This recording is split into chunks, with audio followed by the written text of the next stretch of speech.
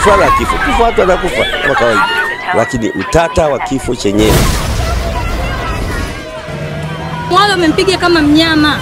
Anaamka mwanamke umeolewa na wewe mwanamke wako. Watu wanashindwa kufuga kuku, anachukua kuku wako, anamnyonga mbele yako mwenyewe unaona.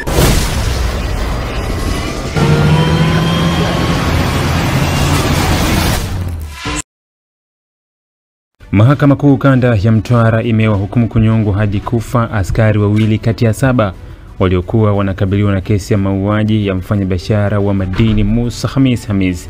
Mauaji hayo yanadaiwa kufanyika katika eneo la Mitengo, manispaa ya Mtwara Mikindani, na mwili wa marehemu kukutwa eneo la Hiari nje ya mji wa Mtwara mnamo mwaka 2022.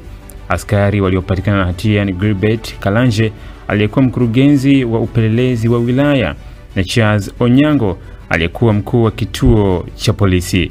Jaji Hamid Mwanga kutoka Mahakama Kuu ya Dar es Salaam ndiye aliyesikiliza na kutoa hukumu hiyo katika kikao cha Mahakama Kuu kilichofanyika Mtwara. Kwa mujibu wa ushahidi uliowasilishwa mahakamani, Musa Hamis aliuawa katika mazingira yanayohusishwa na matumizi mabaya ya madaraka na nguvu kupitia kiasi kutoka kwa askari hao waliokuwa na dhamana ya kulinda usalama wa raia.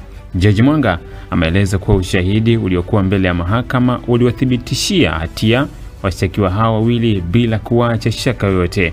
Askari wengine 5 waliokuwa wanakabiliwa na kesi hiyo ambao wameachiwa huru baada ya mahakama kutoridhika na ushahidi uliotolewa dhidi yao ni Nicholas Kisinza, ofisa intelijensia wa jinai mkoa wa Mtwara, Marco Mbuta, mkaguzi wa polisi, John Msuya, mkuu wa zahanati ya polisi Mtwara, Shilaz Mkupa na Koplo Salim Mbalu. Mmiliki wa magari ya usafirishaji wa mizigo na abiria. Natumia bima pap kwa sababu inaruhusu kuweka TIN namba yangu wakati wa kununua bima. Inafanya iwe rahisi kudai vati kutoka TRA kwa kutumia hati hiyo ya bima. Uwezo wa kupata mkopo bwana. Hii inasaidia sana kugharimia mambo mengine ya uendeshaji hata kama bajeti inabana. Tumia bima pap kwa kupiga *150*51 alama ya reli au kwa WhatsApp tuma neno bima pap kwenda namba 0764166066 ujipatie bima. Bima pap.